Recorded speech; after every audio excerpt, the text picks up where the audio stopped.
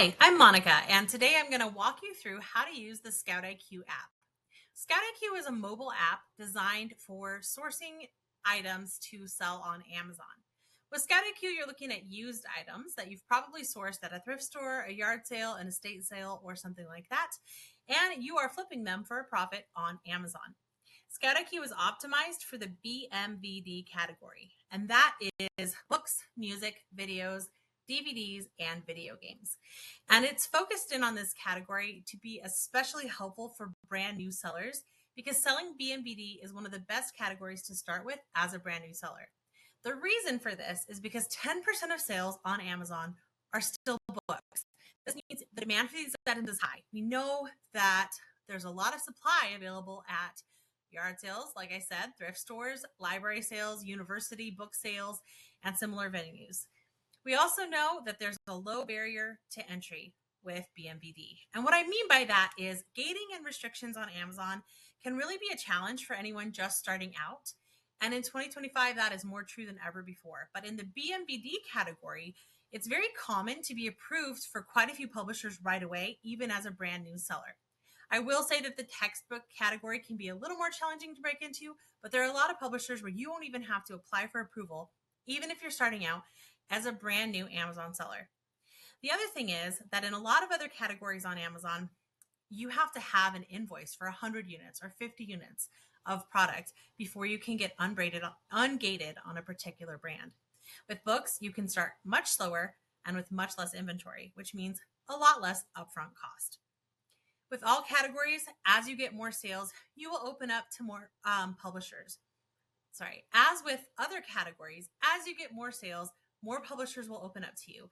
But it is easy to begin to build your brand reputation with Amazon, starting with books and other items in the BMVD category. The other thing is, BMVD items are easy to prep, pack, and store. If you want to be a merchant fulfilled seller, these are items that are affordable to ship using media mail.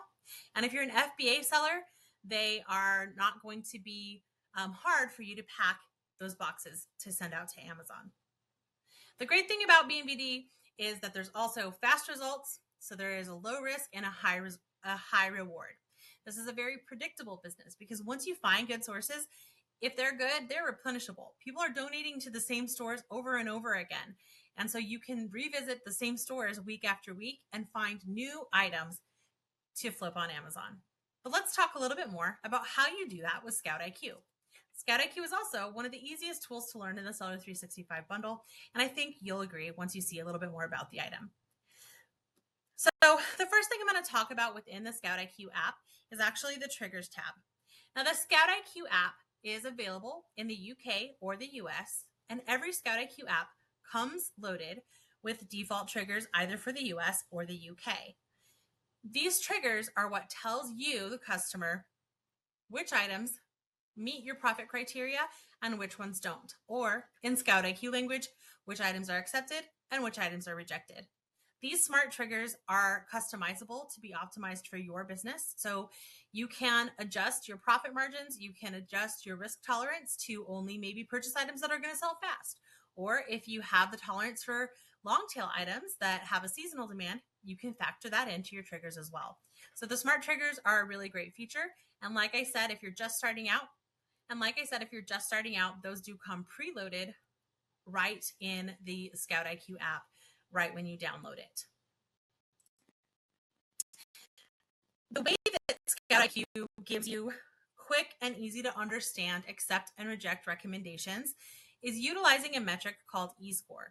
Now, eScore is a proprietary metric that gives you an idea of sales velocity. How often is this item selling?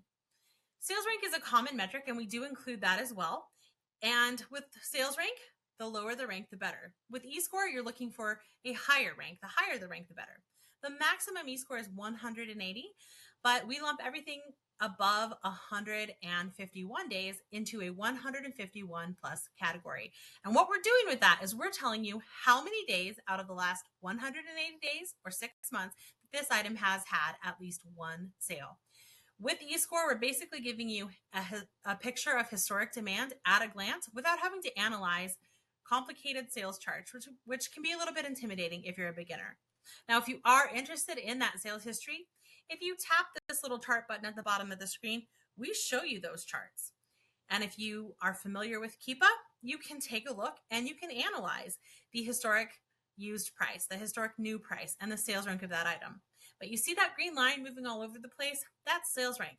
Sales rank can be a little bit volatile, and eScore really smooths out the volatility and gives you a clear, easy to understand picture of historic demand at a glance. So eScore is a huge benefit when it comes to making those quick purchasing decisions when you're in the store. We also have a tab in the app called the Analytics tab.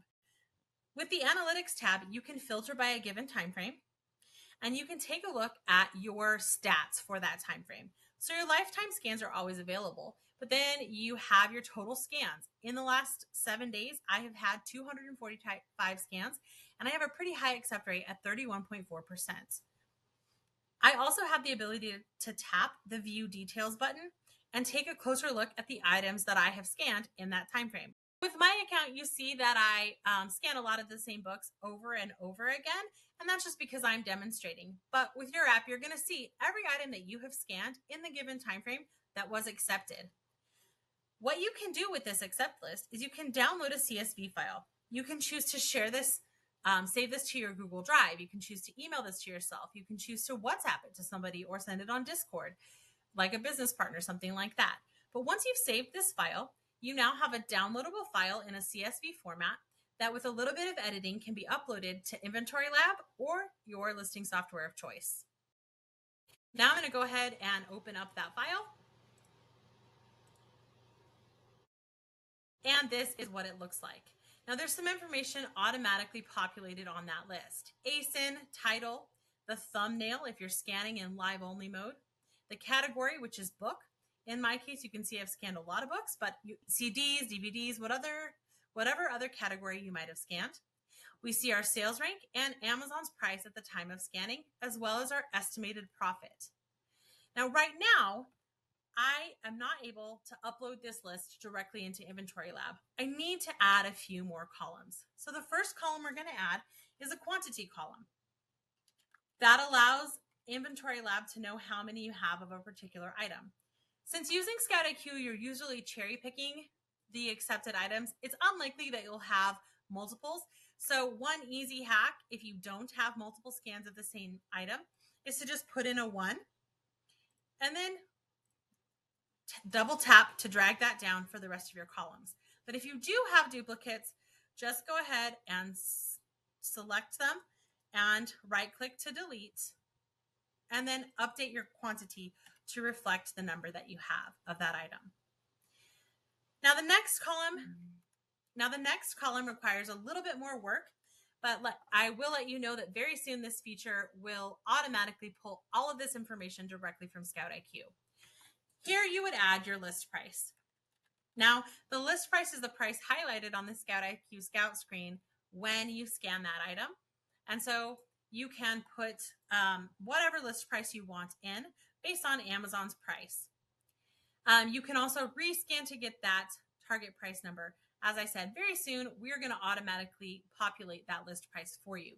We also have some customers who tell me that they just like to put in a generic list price because they manage all of their pricing in InventoryLab after everything is uploaded. So hypothetically, you could double click and price everything at $2. Excuse me, let me put that in correctly as at $2. Or you can individually populate the price for each item. Next, if you want to, you can add your source. So for those items that you scanned at Goodwill or St. Vincent de Paul or the DAV thrift store, whatever thrift stores are available near you, you would populate those sources in. And then lastly, you would include the date scanned. Now, since I only uploaded for a specific time frame, I like to put in the date that I'm actually planning on listing, but you could do whatever you wanted here. But again, you just need to have a date category populated because InventoryLab uses a first in, first out model. Once all of these fields are completed, I'm going to say home for some of the sources on here. I'm going to say Goodwill for some, whatever they are. Once all of these fields are completed and your date is inserted, and then all you have to do is upload directly into InventoryLab to list those items. And very soon, this list will require no additional modification. But right now in the interim, this workaround makes it easy for you to list from ScoutIQ directly into InventoryLab. I hope you found this information helpful, and I look forward to seeing you in another class soon.